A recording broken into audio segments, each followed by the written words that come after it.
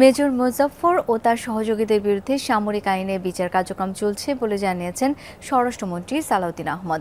তিনি বলেন, সেনা আইনে বিচারের জন্য মেজর মোজাফফরকে সেনাবাহিনীর কাছে হস্তান্তর করা হয়েছে এবং কোর্ট মার্শালের মাধ্যমে তার বিচার হবে। দুপুরে পিলখানায় বিজেপি সদর দপ্তর পরিদর্শনে গিয়ে এসব কথা বলেন তিনি।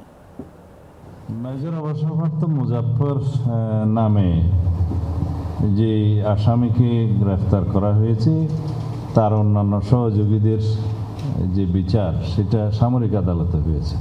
তখনকার সময়ে তারা তাদের বিধি মোতাবেক জেনারেল কোর্ট মার্শাল গঠন করে সে বিষয়ে ব্যবস্থা নেবেন।